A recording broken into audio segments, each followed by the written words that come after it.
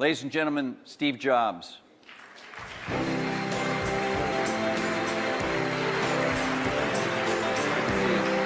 like the music, thank you. Yeah, I picked that out. That's where they let me do that. They let me pick the music. Well, thanks again for coming to D. Sure.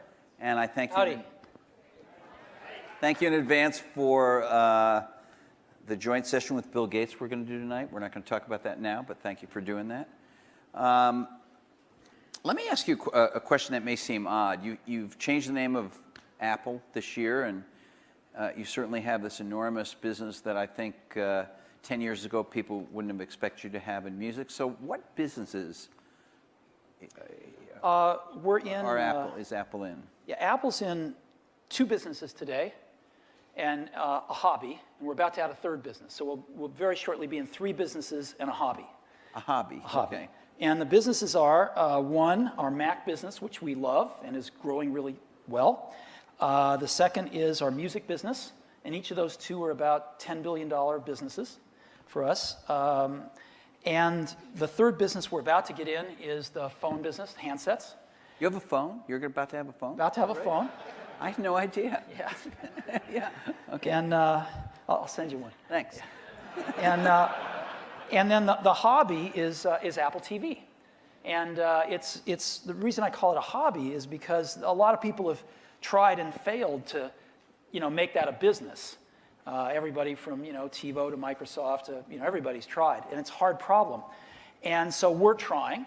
And it's a business that's, hundreds of thousands of units a year, but it hasn't really crested, to be millions of units per year. And I think if we work on it and improve things over the next year, 18 months, we can crack that.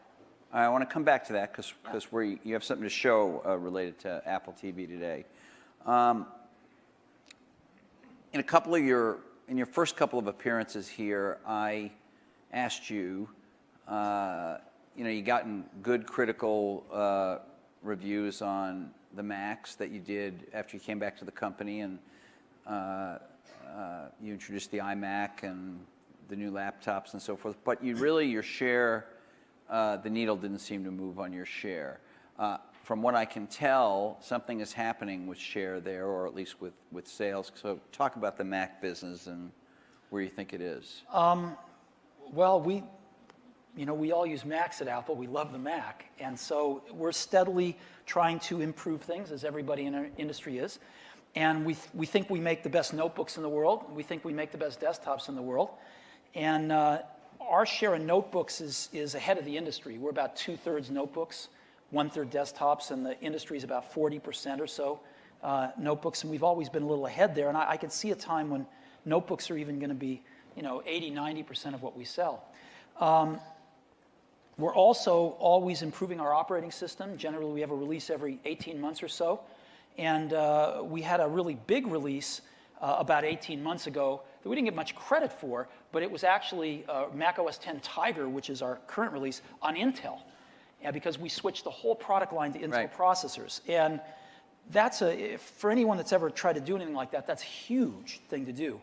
And we did it really well, I think. I mean, it was very seamless for the customers. And so that worked very well. And the growth that we've seen over the last several quarters, really since we got through that Intel transition, has been about 3 times the market growth rate. So we've been picking up market share for the last, In other words, the overall PC growth rate is X, and Mac growth is 3X. Yes. Is that worldwide or U.S.? That's worldwide. And in the U.S., if you parse out the U.S. numbers, it's even more than that. It approaches 5X. And your market share is what? Around 6 or something, or am I wrong? If you measure it worldwide, it's like 3. If you measure it in the U.S., depending on who you listen to, it's 5 to 6. If you look at U.S. retail for notebooks, it's 12. So it depends on how you tweed the numbers together. There aren't really great numbers out there. As an example, if you look at U.S. retail, we have double-digit market share, but it doesn't include our web store, but nor does it include Dell's web store. So since Dell doesn't give us their numbers, we can't really calculate what the consumer market share might be versus the enterprise market share. this is going to sound like a funny question, but there are people, when you change your name to Apple Inc. and you announced that you were doing the iPhone in addition, of course, to the iPod and the Apple TV, there are people who said, well, this is your gradual exit out of the computer business, the personal computer business. Do you remain committed to the personal computer business? Oh, yeah, totally. Totally. I mean, as an example, if you come to our Worldwide Developer Conference, which is a week from this coming Monday, we'll have the largest attendance we've ever had there, and we're rolling out the next generation of our operating system, Leopard, which will ship in October. No, it's massive investments we're making in that business. We love it. Okay. We haven't seen a big change in the iPod.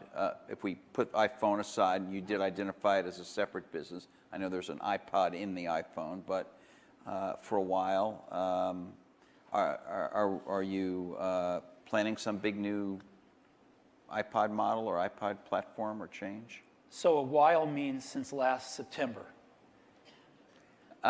Since last September, Yes, right? This is a fast-moving business. Right. Yeah, we generally don't talk. Yeah, but last September you didn't do a whole. It wasn't like you introduced the Nano last September or something like that. New Nano. A new Nano, I understand, but I mean, not a whole new model of the iPod. Okay. Okay, so. It sure felt like that with all the work that went into it, but I'll concede to that.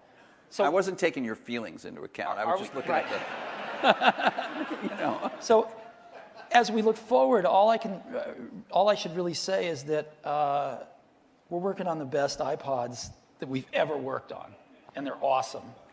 And I can't wait till they're done. Okay, all right. Moving right along. What phone are you carrying? You have a phone with you? Oh yeah. Yeah. You want to show it? You want to Sure. wave it around? Just a little thing here. Best iPod we've ever made, by the way. That's the best iPod you've Best ever iPod we've ever made. Best phone we've ever made, too. Yeah, that's great. Are you still on track to ship that Yeah. when? Late June. Late June. Yeah. That means like the very last day of June, or what does that mean? Yeah. No, I would say in the latter part of June. The latter part of June. Okay, and it'll be available in volume. It's. Sure hope so. Yeah, and well, you and other companies have sometimes shipped products, and the I know. volume wasn't there right at the beginning. So I'm. I think we'll ship a lot of them. Will it be enough? I don't know. I hope not. Okay. And do you expect to sell most of these at your own stores or through Singular, or do you have? We're going to be selling these in our own stores and through Singular, which is now the new AT&T. Yeah, thanks. And just like the old AT&T. Yeah. and they've got You're a lot nicer to cell phone companies than you were last time you were on the stage here. It's really interesting. I don't know what to do. We've gotten to know some of the players, and we haven't sold a phone yet, but Singular's been really great with us, I have to say. By leaving you alone, basically. No, actually, not by leaving us alone. They did a deal with us. We did a pretty different kind of deal than they'd ever done before, and it bent it bent or broke a lot of their rules. They'd never done anything like this, and they did it with us without ever seeing the phone. We wouldn't show it to them, and so that's what we call due diligence. I mean, you know what it was? It's like, and we kind of did this in return because we don't know much about how they work either. If you talk to great venture capitalists, they'll tell you that they invest in people, not ideas. Even if the ideas are great, they're really investing in the people. And I think Singular invested in us. They took a gamble on us. And likewise, we took a gamble on them. And so I will never forget that. Why do you think they did it? Do you think they did it because they wanted to associate your brand with theirs? You have a hot brand. They're relaunching their company. I think they did it for two reasons. The first reason they did it was because music on phones hasn't been so successful so far. And they really wanted to do something good with music on phones, and they knew with the iPod built into the phone, we could do that. The second reason, though, I think is even more profound, and that is that they, along with everyone else in the business, have spent and are spending a fortune to build these 3G networks. Right. And so far, there ain't a lot to do with them. People have not voted with their pocketbooks to sign up for video on their phones. It hasn't really worked. So they've got a lot of bandwidth, but these phones are not capable of taking advantage of it because their internet experience is so poor. You've used the internet, or you've tried to use the internet on your phone, and it's terrible. They have lousy browsers. I mean, you don't get the internet. You get the baby internet or the mobile internet or something bizarre. And what people want is the real internet on their phone. And they believe that we could deliver that. And we are going to deliver that. And so we're going to be able to take advantage of some of the investments they're making in this bandwidth, I think, in an entirely new way. We'll see. And because it's obviously, I mean, your own goals that you set for sales of the iPhone were not gigantic and enormous. I mean, you said, I think, in 2008 you wanted to sell 10 million. Am I right about that? And that's good. I'm not saying it's bad, but I mean, in $1 billion, a billion unit market, that's 1%, right? Yeah. So they couldn't have signed the deal with you because they wanted a high volume product per se. Well, again, a billion units is the worldwide number. The U.S. number is obviously a lot less than that. So since we'll be selling primarily in the U.S. and to some extent in Europe by then, it's a little bit bigger than 1%. But we're newcomers. People have forgotten more than we know about this. Okay. All right. So, any features of the iPhone that you haven't announced that you would like to share with us here today? No. Sorry. I think that. Well, you brought something new in your hobby business, as you put it, show. Or actually, before we get to that, let's just mention, you put out a press release this morning. I don't know, everybody has been sitting here paying rapt attention to the speakers, but you put out a press release this morning announcing two things. I guess the bigger one was that you've begun to sell these non-copy protected songs on the iTunes store. Right. From EMI. Is it only EMI or? Right now it's just EMI, but there's zillions of independents that are also jumping on this bandwagon. So as fast as we can now get their stuff encoded, you'll see more and more on there. Okay, and those, as we've said before, I think over half the songs we offer on iTunes will be offered in what we call iTunes Plus, which is our DRM-free, higher quality audio versions by the end of this calendar year. and this is all in the same store. It's all integrated. Same store. Yeah. So, but doesn't, one of the things about your store has been it's been pretty simple. Isn't this going to add complexity? Well, we worked really hard at that. What we do is the first time you go to buy one of these iTunes Plus songs, it asks you, it says, hey, would you like us to only offer you iTunes Plus where it's available? And most people will say yes if they like iTunes Plus. And so it just substitutes the iTunes Plus song in, just one song, one price, $1.29, and whenever they're available, you get those. So it's pretty simple. All right. And then we have another cool thing, which is we're offering people a special offer to upgrade every song that they've ever bought from iTunes to an iTunes Plus version, if it's available, for 30 cents a song or 30% of the current album price, whichever's, And that's just some automatic syncing process. It just we know what we've downloaded. sold, so we just download new versions and substitute them. Yeah. Okay. Any other movement on the record labels coming? Oh, we're working with them. It's as you know, the music companies ship 90% of their music DRM free today, because all CDs are DRM free, right? And that's how all the music's distributed. So we've gone to them and said, look, you're shipping 90% of your music DRM free. Customers are willing to pay a little bit more to get their downloaded music DRM free too. And why don't we do this? Plus, this solves all the interoperability problems and things like that. And we were successful in persuading EMI, and hopefully over the rest of this year, we'll be successful in persuading most or all of the rest of the labels. Some people have said, you wrote this open letter about this. A lot of your rivals were already lobbying the record labels for a long time, partly because they thought it was a way to, break your hold on the market or reduce your share because of this idea that there was lock-in. In other words, I buy a bunch of songs protected by your DRM. They're on my iPod. Even if they're only a minority of the songs on the iPod, it makes me much more reluctant to buy a different device, even if something about that device is attractive to me, because I can't play these songs on there. were you just kind of getting ahead of the train that was already moving when you wrote that letter? And Well, again, if you look at the total number of iPods we've sold, and you look at the total number of songs we've sold on iTunes, it's less than 25 per iPod. So, and the average iPod user has hundreds of songs on their iPod. right. So they're clearly not getting the majority of their songs from iTunes. It turns out they're not even getting even a medium-sized minority from iTunes. And so this whole notion that somehow we have a lock-in, that iTunes is locking people in to buy iPods, is ridiculous. And since iPods can take any, they can take any MP3 from anywhere and play it, Right. the notion that if you buy an iPod, you get locked into iTunes is equally ridiculous. You can get MP3s from anywhere. Matter of fact, most people do. They rip their CDs or they get music in other ways. In other ways. And the vast majority of their music they get in other ways.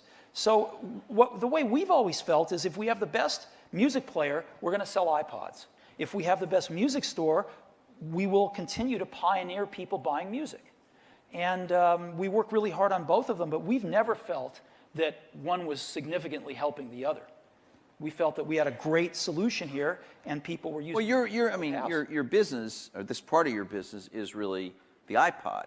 I mean, I know that I think you make a little money, or at least you don't lose any money on the iTunes store, but the business is the iPod, not the, the business. Well, there's three pieces to it. There's the iPod, there's iTunes, the jukebox, which runs on PCs or Macs and is free, right? And you don't even have to use it with an iPod if you don't want to. As a matter of fact, many people don't. And then there's the online store in the cloud, right? Right. But the iPod is the biggest part. I mean, the iTunes, the client is free. Money. The store doesn't make all that much money because most of whatever I pay for a song goes we give to the label. music companies, that's right. So, your big business is the iPod, and the Correct. question is, do you jeopardize that when DRM goes away by breaking the kind of the hold or the tie between the store and the Well, again, if people are getting, the vast majority of music for their iPods from places other than the iTunes store, I think the iPod's winning because it's the best music player, or it's the preferred music player. And our philosophy is we better make the best music players if we want to keep winning. So we work real hard at it, and hopefully we will continue to do that. Is the iPhone a wireless iPod, or is it a phone that has an iPod in it? I know that sounds weird, but I mean, what's the It's right three way for things. people to think about It's that? three things. It's the best iPod we've ever made. It's an incredibly great cell phone. People are probably overlooking that part of it, thinking, well, all cell phones are the same. But we've really revolutionized how you use a cell phone. If it was nothing but a cell phone, it'd be really successful. And then the third thing is it's the internet in your pocket for the first time. And if it was any one of those three, it would be successful. If it was just the internet in your pocket, it would be what the Sony Milo aspired to be. If it was just the best iPod we've ever made, we'd sell a lot of them with that. And if it was just a phone, we'd do pretty well with that too.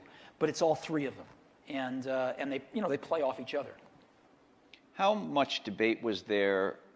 I don't even know if you have any debate at Apple. I don't know, but Lots. really? Yeah. But I always imagine that it's like the UN Security Council and you have a veto, right? No, it doesn't work that way. If you want to hire and keep really bright people, then you can't tell them what to do. Okay. Very often. Right. Okay. Like once a year, maybe twice, you get to do that. You can just overrule. You have a it, but- silver bullet now and then, but basically you don't do that. So at Apple, it's about ideas, and we argue about ideas constantly. So, how much argument or debate was there about the decision not to have a physical keyboard on the iPhone? None. None. None. No. So there's this whole world of millions of people, and if you look at RIM, sales are growing. People who are absolutely addicted to these devices with physical keyboards, and you guys you had no one in Cupertino who thought that was a good idea. Yeah. Really? Yeah. Why? Why not? For a few reasons. One, once you actually use a touch display like this, it's like Hi there. That's our official photographer. I It's see. okay. Hi, official. He's taken your picture before, yeah. Sounds like a machine gun. All right. So Well, that could be your next hobby product, a quiet camera. That would be good. once you use this magical display, there's no going back. It's unbelievable. And so there's a few advantages. Number one, we actually think we've got a better keyboard. And it takes a few days of getting used to it, like it does with any small keyboard. But I'll bet you dinner that after using it for a week, when you do get your hands on one, you will think it's really great. Really great. Because we can do pretty things gutsy bet, because most of these on-screen, all of these on-screen keyboards I've tried, I have not thought were as good as a physical keyboard. But yours is better. Yeah, we think so. Again, it takes a week to, basically you have to learn how to trust it. Once you learn how to trust it, you fly. Yeah. Okay. All right. And the other nice thing about it, of course, is that we can use that physical space for other things when you don't need a keyboard. Right. And the other thing, and you can keep changing the user interface as you come up with new ideas, new applications. And we were talking with the folks at Singular one time, and they said, well, we have to have a button for this. And we said, oh, don't worry about that. We'll add it after we ship. And they hadn't seen the phone yet. They didn't know anything about it. And they looked at us like, huh? Yeah. We said, don't worry about it. So yes, it provides incredible flexibility to create great user interfaces for different applications, and you don't take up half the space of this thing with a physical keyboard. But in addition to that, once you learn how to trust the keyboard, it's a better keyboard. How much time do you think you have before people kind of copy at least the overall form factor of the thing? I mean, there are some things around the LG Prada and some other phones that sort of look like this. And I ask that because you were forced, or you made a decision because of the FCC process to announce this thing much earlier than you usually announce products at Apple. And was there a cost to that? I mean, are people going to be able to move faster? If you zoom out of the whole thing and you say, why does the iPod exist? Why is Apple successful in this business? What would the answer be? It would be because the Japanese consumer electronics companies, who were the preeminent hardware makers of consumer electronics until recently, couldn't do software as well as needed to be done, right? Yep. If you really look at the iPod, it's software. It's a software product in beautiful hardware. It's software in the device. It's, as we said, software on the PC or the Mac, and it's software in the cloud with the store. It's software wrapped in a beautiful package. And the Japanese consumer electronics companies couldn't make the leap to create that kind of software. And that's why Apple enjoys the success it does with the iPod. If you look at handsets, it looks very similar. The handset manufacturers have got their hardware down, but they haven't been able to make the leap to software. And just like with Plays for Sure and stuff, Microsoft has some software that they can go license, but it's on a fairly small number of phones, and it's of a certain caliber. And so if you really look at an iPhone, it's software wrapped in really wonderful hardware. And so people, the usual suspects, will try to copy the hardware. And it will take them some time, and maybe they will, and maybe they won't be able to copy the hardware. But the software is at least 5 years ahead of anything we've seen out there. And it's really hard to do it. We've spent years working on this, but remember that we started with an operating system that we've been working on for well over a decade when we started. And we started with a browser, Safari, which is what's in iPhone, which is regarded by many as the best browser in the world. All right, but I have to stop you there. Yeah. Does the iPhone, it doesn't really have the entire Mac OS X operating system, which is gigabytes and gigabytes on the computer. It doesn't really have the entire Safari browser, which I don't know how much space it takes up, but more than you've got on the phone, right? I mean. So the answer is yes, it does. And the entire Mac operating system is, when you get it on a disk, is gigabytes. A lot of it's data. If you take out the data, What do you mean by data? Well, we don't need foreign languages? Yeah, and we don't need every desktop pattern that we ship. We don't need every sound file that we ship. If you take out the data, the operating system's actually not that huge. And if you look at Safari, Safari's not that huge. No, it's got real OS X, real Safari, real desktop email, et cetera, et cetera, et cetera. And we own those apps, so we could take Safari and take all of that work that we put into it and put a very different user interface on it to work with the multi-touch screen. And if you don't own a browser, that's pretty hard to do. You know, so it's an amazing amount of software. So theoretically, there's a business decision and a technical issue here. On the technical side, theoretically, could a Mac OS X app run on an iPhone if you thought that was a good idea?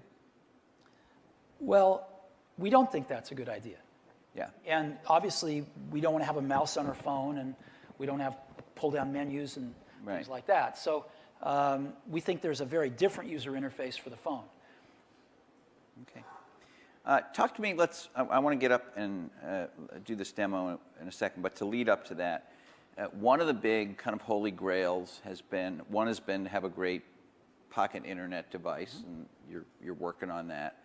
One has been to connect the internet or the content on your computers and the internet to your TV. And I talked a little to Les Moonves about that.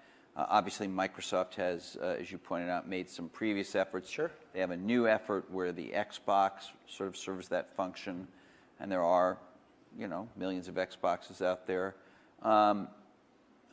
This is what Apple TV, I think, is about. Why do you describe it as a hobby? Why isn't it something that is just, it's $2.99? When I tested it, it was very easy to set up.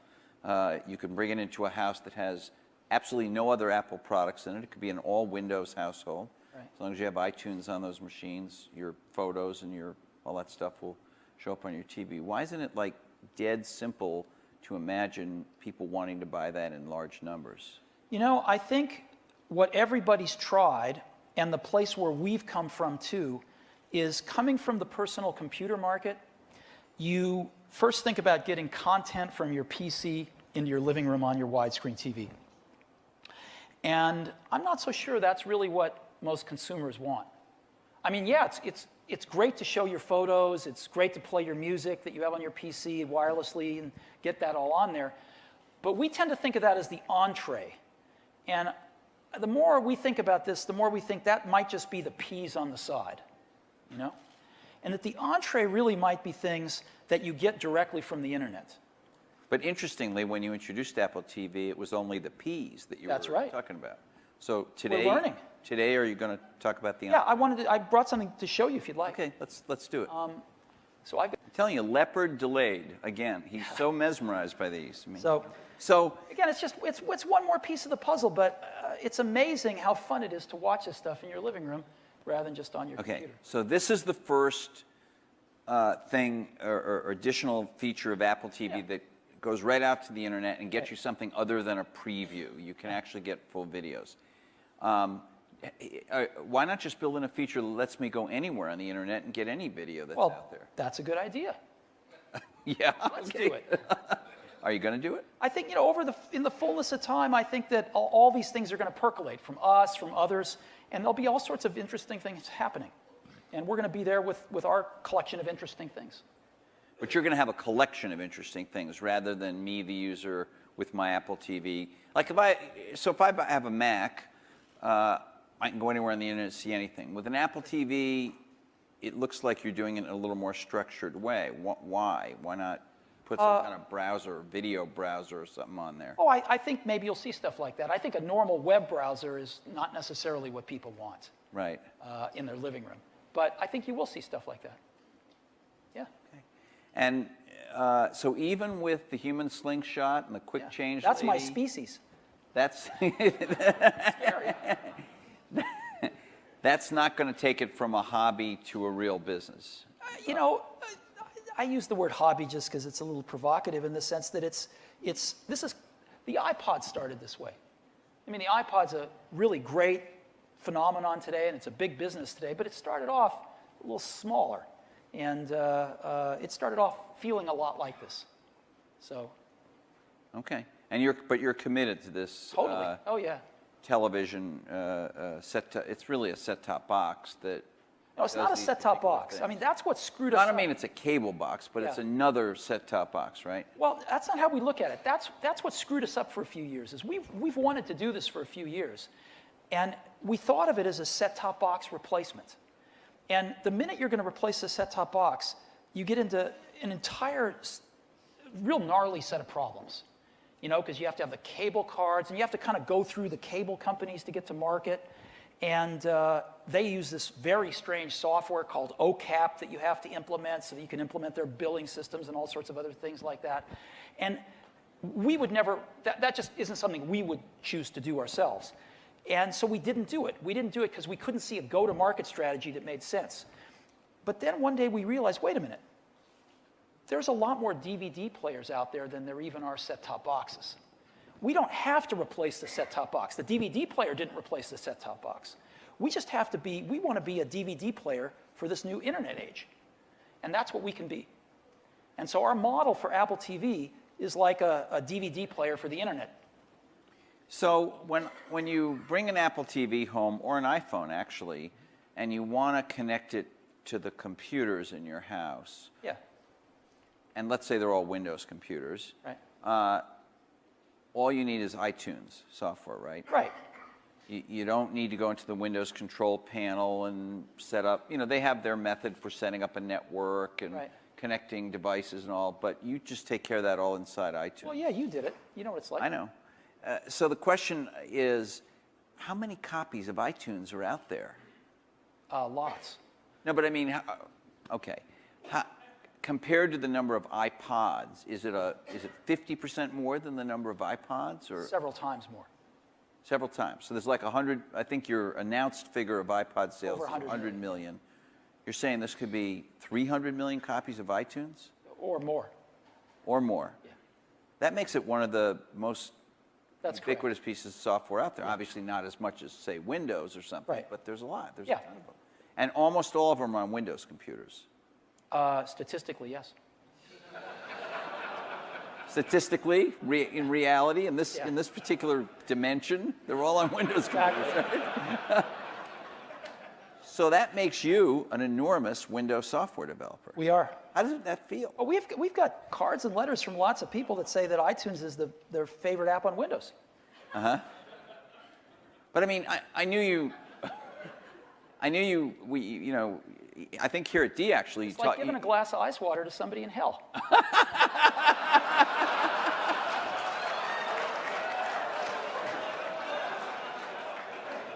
There's that humility. There's that Steve Jobs humility. I knew that you knew that you had to put it on Windows. You hired some Windows developers. You wanted to do it right, and all of that. But the scale doesn't the scale of it surprise you?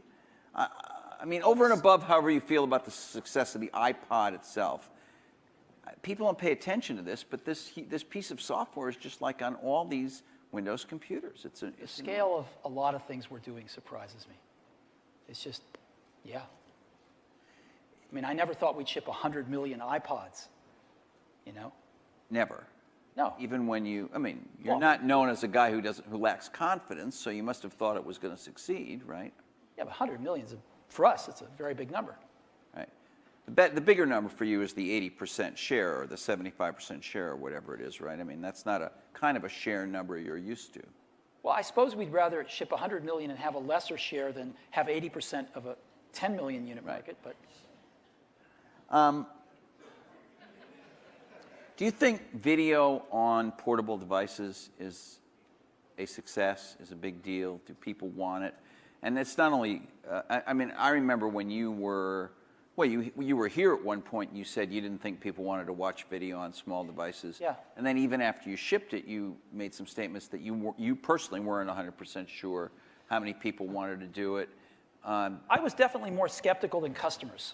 And what happened was with the iPod video, boy, they proved us wrong. And a lot of people, we go out and talk to our customers a lot and do a lot of research on that. And video has been the number 1 or 2 reason people have bought that product. And they use it a lot. So, and again, we've sold the better part of 100 million television shows. So it's... And you have any way to tell whether those are on iPods or primarily being viewed on... We don't, except by going out and asking people. Computers. And it's both. But people have watched a lot of video on those iPods. And the screens are, the screens are small and they're, $249 and things like that. So I think video's here to stay on portable devices. And I think its use will only grow. So, but you don't have video. I mean, the iPhone can play video, but you don't have a video service that allows people to download videos, I don't think, on the iPhone, do you? Sure we do. You do. It's just because it's an iPod, all those videos you've bought for your iPod play perfectly on the iPhone. Right, but I can't download them directly to iPhone, right? Over the air? Yeah, no. Over the air. No. Why not? I mean, I mean, you know that a lot of the cell phone carriers, including AT&T, are doing this. Yeah. You know that Qualcomm has this whole new, essentially, cell phone television network that they've started. I mean, this is a big deal, and it's a big deal in other countries.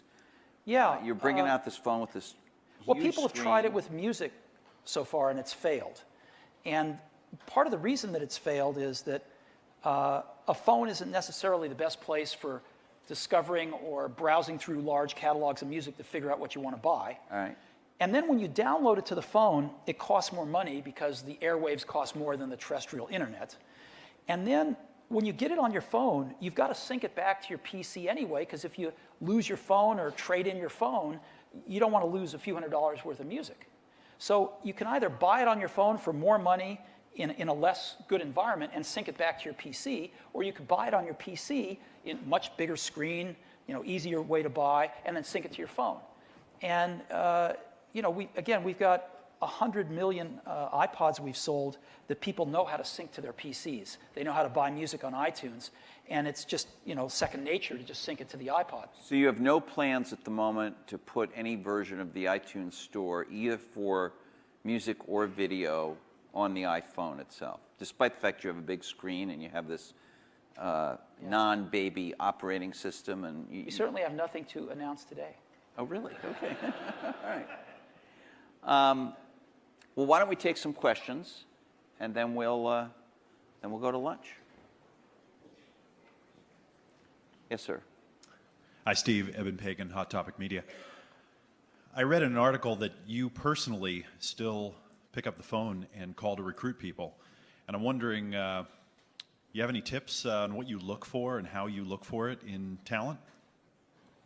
Oh, that's a long discussion, but I will say... Take as long as you'd like. It's his conference, actually.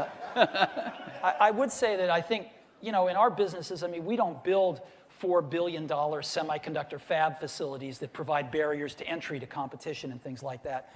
We're not a capital-intensive industry like that. And so all we are is our ideas, which means all we are is our people. And that's what keeps us going to work in the morning, is a chance to hang around all these great, bright people. So I've always felt and still feel even more strongly that recruiting is like the heart and soul of what we do. And it's really important. Thank you. Yeah. Blake. Hi, Blake Recorrian from Sling. Two questions, two-part question. One, Steve, you mentioned 3G and the lack of high-quality applications for 3G. Absolutely agree, but the iPhone is a 2.5G phone right now, right? So can you comment on that? Sure. Well, it's actually a really interesting thing. It's a 2.5G phone plus Wi-Fi. Right. And it automatically switches to Wi-Fi whenever it finds Wi-Fi. And it just switches to the fastest network automatically, and you don't even have to think about it. And, I'm in this industry, and we were the first people to ever ship Wi-Fi in a notebook computer and, have the first cheap Wi-Fi base stations out there and stuff. So we're really into it. Ship the first G, ship the first N. And so we're really, we're around Wi-Fi all the time. The iPhone has a feature that when you're in a place, if you choose to join a network, it remembers that. If you're in the same place, it'll just automatically join that network if it's the fastest one. But when you're in a place where you've never joined a network and it finds them, it'll just alert you to that and say you want to join one of these things. And so, I live in Palo Alto, so there's a fair amount of Wi-Fi, I would figure, but it's everywhere. You walk 10 blocks, and you're going to encounter 50 Wi-Fi networks. Some of them are people's personal ones that you can just, take a ride on. Others are in stores of one form or another. It's everywhere. And there's like 10 times more Wi-Fi out there than even I thought there was. And I live in this industry every day. So Wi-Fi is, of course, way faster than any 3G. And Edge turns out to be pretty fast, too, actually, because it's a point-to-point connection. I've been really surprised at how good Edge is. And then the second question is, you talked about the internet in your pocket, and so I would assume that the whole beauty of the internet is its diversity and its totality. So how is it going to be internet in your pocket when it's over one of these orifices, or through one of these orifices? Orifices? Will it be? Yeah, there was a guy who mentioned last year about these orifices. Oh, you remember? Yeah. How is that going to happen? I mean, the open internet, does that mean it's full-blown internet functionality over the singular network? Yes. Cool. That's what it means. Great. Thanks. Yeah, over here. Hi, Brian Quinn from Dow Jones Online. I want to talk about one of Walt's favorite topics, which is advertising. And Apple's done some of the most memorable advertising in history, from the commercial was voted the best of all time, 1984, to the Think Different campaign, to the iPod Silhouette campaign, and the campaign that's on now, which I think is just wonderful, the Mac versus PC.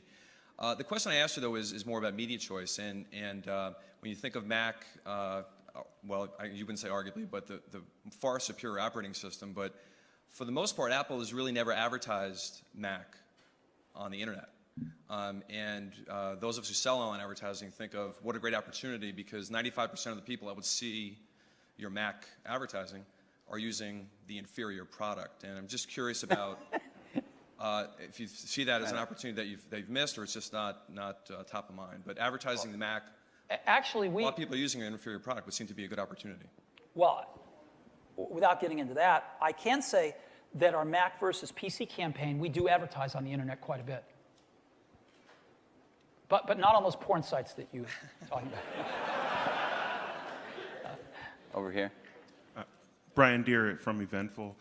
Steve, all indications so far are that the iPhone is, like you say, a beautiful piece of software wrapped in a beautiful piece of hardware. Oh, thanks. And the fact that it's running on OS X is a fantastic development.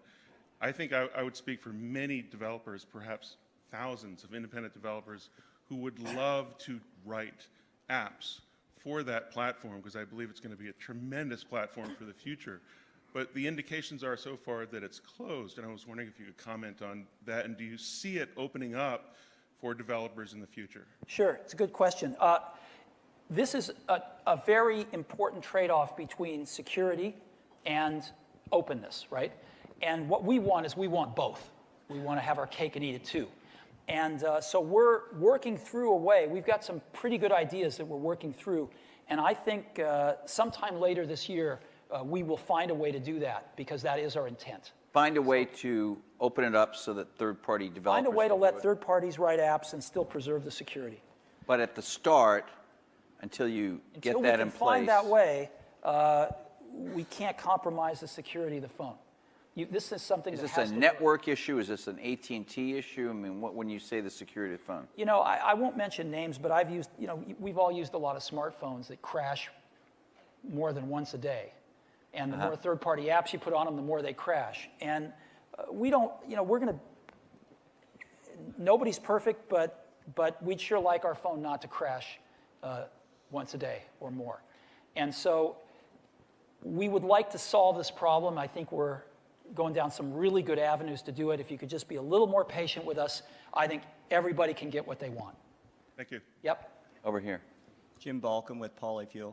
Steve, I must be one of the weirdos. Thank you very much for this video iPod. My kids and I watch all kinds of TV shows, even sharing with one little screen and one earphone in each of our ears. So thanks very much. We're one of the weirdos that does that. We work with a lot of the Asian consumer electronics companies that you say don't do software particularly well.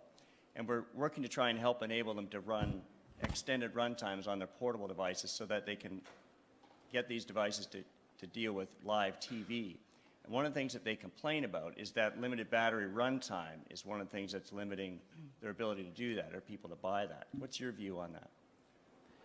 Well, I think when you're talking about a portable device, whether it be a notebook or an iPod or a phone, it's all about power. It's all about battery life. And so, fortunately, we've been fighting that fight for a long, long time with our notebooks, right, with our Macs. And so we've got a lot of technology for managing power. I think Macs are pretty well known for managing power quite a bit, kind of the best of breed in the PC industry. And we've applied a lot of that and learned a lot more from iPods. And so we were able to bring all of all those things we'd learned together in the phone. And I'd say you've hit upon one of the key problems in portable devices, is just power. Thank you. Yeah. Jan?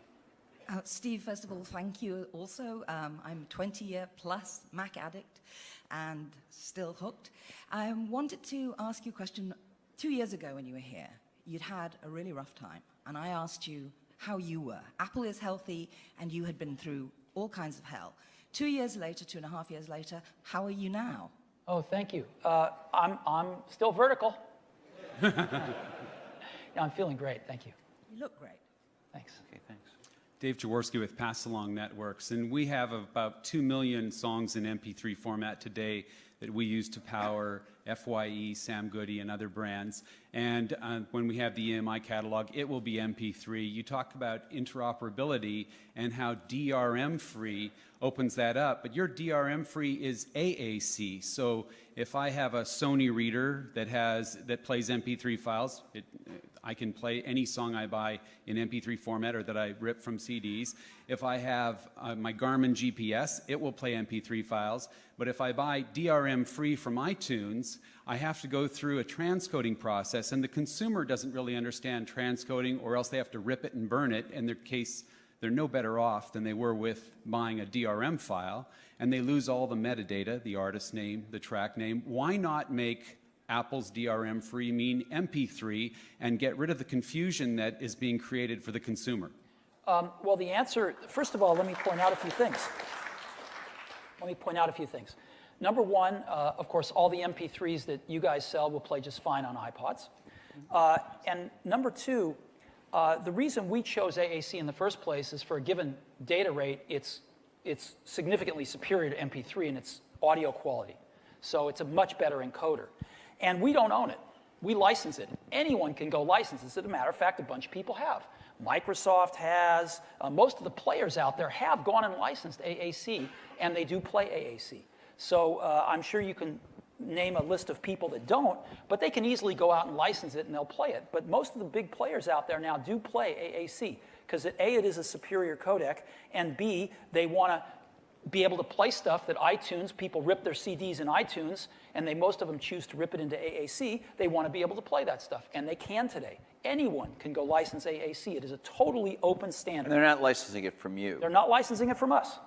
Some industry body or somebody. Absolutely. Yeah. So just like MP3, by the way, MP3 isn't free. We go license it from an industry body. AAC is actually much simpler to license than MP3 is. So we're not trying to keep anybody out. We're just trying to use a superior technology which results in much better audio quality at any given data rate. And others seem to agree with us because they seem to be putting AAC into their products more and more. And so, you could encode all your stuff in AAC if you wanted to as well. It'd be really easy. Thank you. But even if you don't, all the iPods still play MP3. Over here. Jonathan Kaplan from Pure Digital Technologies. Always great to have you on stage. It's enjoyable to listen to you, Steve. Thanks. My question is really around capture. I'm the CEO of a young company that makes capture devices, and traditionally Apple has stayed out of the capture part of both still and video. And with the iPhone now, there is a camera on there, so capturing still will happen. And I'm just curious how worried I need to be about you deciding that you want to get into the capture space, given that the on-ramp to the YouTubes of the world tend to be big devices that are difficult to connect with terrible software. Well, I mean, we do also build video cameras into most of our computers now. And You can't so, take those with you, so. what's that? You don't take those really, that's not a very portable way to capture video. Move your Mac around too. Well, MacBooks are pretty tiny, but The woman on the slingshot could hold her MacBook while she's flying through the air. Phil Schiller held a MacBook as he jumped off a, yeah. But we're not planning on getting into the camcorder market. That's a great answer. That's what's your answer. Love that. We actually have time for one more question. I'm sorry, right over here. Thank you. Steve, thanks for being here. I'm Scott Heiferman from Meetup. You shook my world. You have been a hero of mine when I heard, when I was 12 years old, that you challenged John Scully to change the world. You seem obsessed with, I was going to ask a silly question, like do you read the fake Steve Jobs blog? But the real question here that is meaningful to me is, what, you're obsessed with Hollywood and entertainment and all these, these movie trailers and stuff, but is that irrelevant, or what really changes the world moving forward? I have read a few of the fake Steve Jobs things recently, and I thought they were pretty funny. And I get asked a lot if I know who it is, and I don't. But it is pretty funny. I don't write it. Maybe it's Walt. Right. And I am interested in storytelling. I got involved with Pixar a long time ago, and I'm one of the cheerleaders at Disney still, and I love a lot of stuff that they do. So I love storytelling. But what we do at Apple is we try to make tools for people in the end, and tools to enjoy entertainment, tools to communicate, tools to create, and whether it's Macs or phones or iPods. And what we find is that this age we're living in, these computer-based tools can always surprise you on the upside. We didn't design Apple TV thinking about YouTube, but here it is. We didn't design iTunes thinking about education, but one of the things we announced this morning was called iTunes U, where there's I think it's 17 universities, and there's hundreds in the pipe, are putting their courseware on iTunes to where their students and even anybody can access it. And what they're doing is they're taping lectures, either audio or videotaping lectures by their best professors, and they're putting them on their servers so their students don't have to sit there and take notes and not pay attention to the lecture. They can just listen to the lecture, and they can go get a copy of it and put it on their iPod and take notes later. And alumni can get at it, and kids that don't even go to the university can get at it. And it's MIT and Stanford and Berkeley and all these great universities. And this is iTunes, and it's free. And so, who would have thought? And so that's why I love what we do, because we make these tools, and they're constantly surprising us in new ways and what we can do with them. So, Thank you, Steve. thank you. Thanks a lot.